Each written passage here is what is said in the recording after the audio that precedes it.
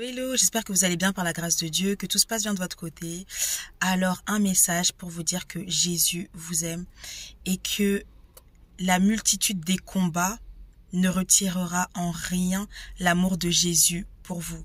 Bien au contraire, plus on est combattu et plus le regard de Dieu demeure sur nous, parce que ça veut dire qu'on a une grande destinée. Ça veut dire, mon frère, ma sœur, tu as une grande destinée. Lorsque tu donnes ta vie à Christ, tu dis publiquement que maintenant tu n'es plus dans le camp de l'ennemi, mais que tu es dans le camp de Jésus-Christ. Tu fais partie des rachetés de Dieu, et de la même manière où Dieu t'a racheté, de la même manière où il t'a couvert par son sang, qu'il t'a guéri, qu'il t'a protégé, qu'il t'a restauré, qu'il t'a purifié, il te demande de faire de même. Nous devons de parler de Jésus-Christ autour de nous. Alors que nous, les chrétiens, on est en train de reculer, on n'ose plus parler de Jésus autour de nous, eh bien l'ennemi, lui, n'a jamais arrêté sa course, parce qu'il sait qu'il a peu de temps.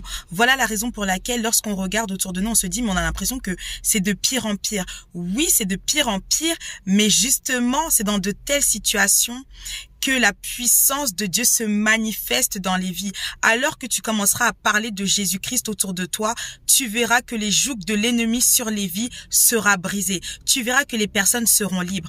De la même manière où Dieu t'a libéré, de la même manière où Dieu t'a délivré, tu te dois de présenter Jésus.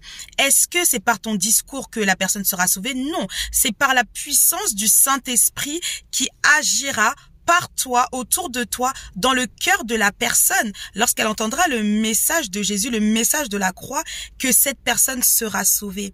Ça veut dire que ce n'est pas nous qui sauvons les gens, mais c'est bien l'Éternel des armées.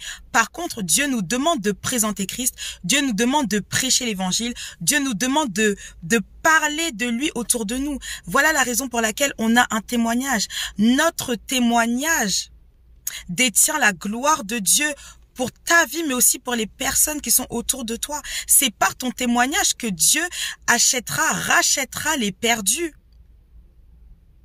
Et donc c'est par nous. Et on ne doit pas se taire. C'est vrai que ce n'est pas facile d'aller vers les personnes, ça n'a jamais été facile. Mais comme le Seigneur dit, il y a plus de bonheur à donner qu'à recevoir. Et lorsqu'on voit les visages rayonnants de joie de ces personnes qui sont délivrées, qui sont guéries, qui sont restaurées. Pardon. Déjà, je bénis le Seigneur pour cette mini coupure qui a eu lieu. Pourquoi? Parce que lorsque Dieu parle, lorsque Dieu donne un message, ça n'est jamais en vain. Alors que tu es en train de regarder cette vidéo, toi-même, tu sens en toi un feu qui est en train de monter et tu sens un désir pour les âmes.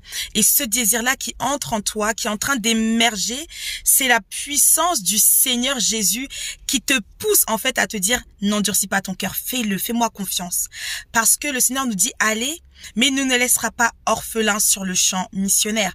Le Seigneur dit dans le livre de Marc, chapitre 16, il dit, et quant à eux, ils s'en allèrent prêcher partout. Le Seigneur travaillait avec eux et confirmait la parole par les signes ou les prodiges ou les miracles qui l'accompagnaient. Ça veut dire que lorsque l'on parle de Jésus, on n'est jamais seul, bien au contraire. Il y a tellement de grâces qui sont attachées à l'évangélisation, qui sont attachées pour ta vie, à ta destinée sur le champ missionnaire que tu ne pourras jamais découvrir si tu ne te mets pas au travail.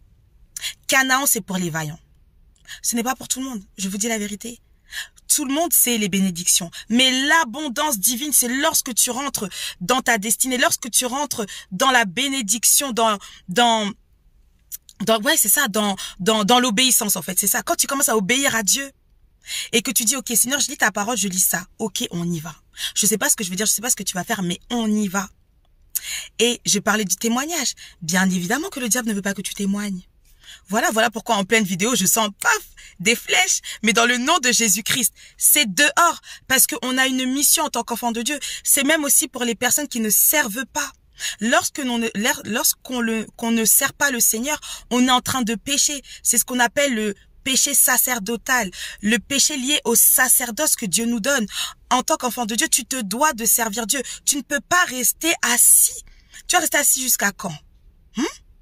On doit servir l'Éternel.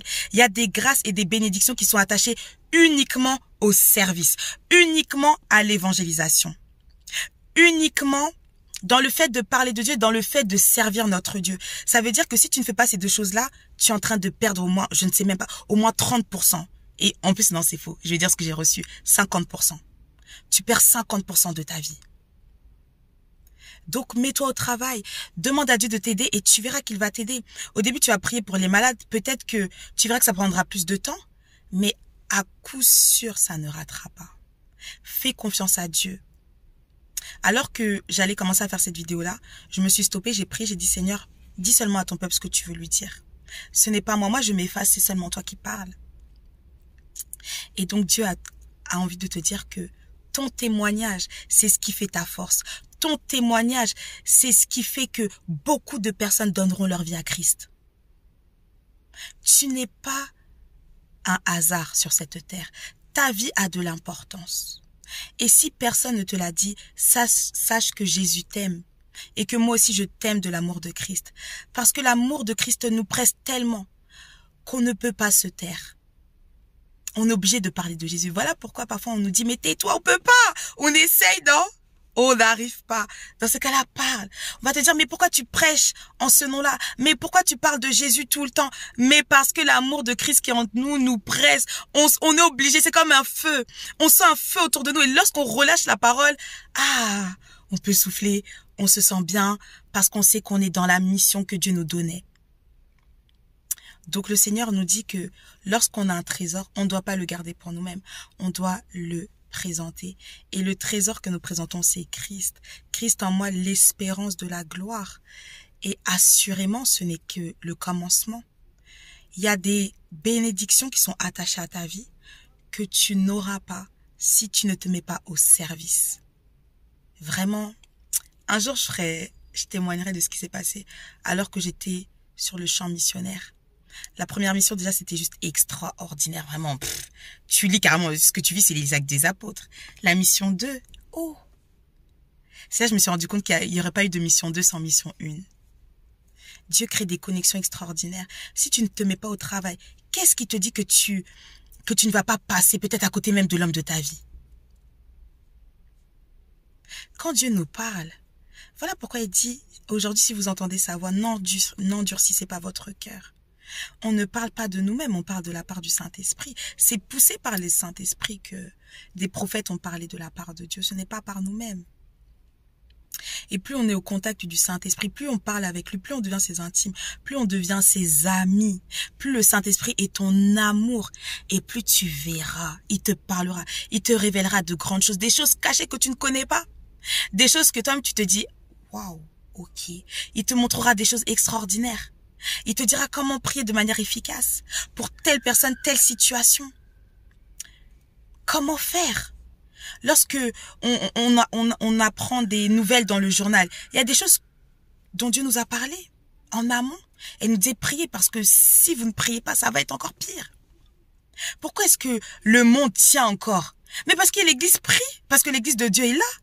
Mais lorsque l'Église de Christ sera enlevée, tout ce qui est écrit dans le livre d'Apocalypse va arriver. Là, le diable, il est en train de se préparer. Il travaille dur. À nous aussi de travailler dur pour présenter Christ.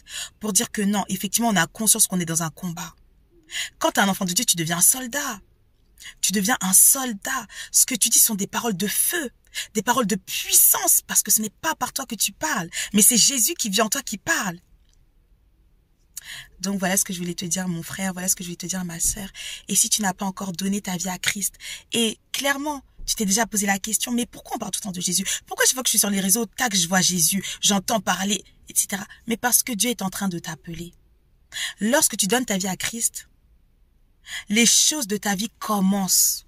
Ta vie commence, ton histoire commence. Et c'est là que tu arrives à te rendre compte qu'effectivement, il y a un avant et un après. Les choses que tu faisais de manière si facile, si légère, tu te diras, ah non, en fait, j'étais en train de pécher contre Dieu. Moi, c'est terminé. Donc voilà. N'endurcis pas ton cœur. Jésus-Christ est venu sur cette terre pour nous présenter le Père. Et pour nous donner une assurance. Et l'assurance, c'est la vie éternelle. Il est mort sur la croix. Son sang a coulé pour que tu sois sauvé. Pour que je sois sauvé. Donc n'endurcis pas ton cœur. Accepte-le juste comme ton Seigneur et ton Sauveur, tu verras. Demande-lui pardon pour tes péchés, pour tes manquements, des choses précises ou peut-être parfois tu as oublié, mais le Saint-Esprit te remettra toutes choses à l'esprit. Sois béni. Bye.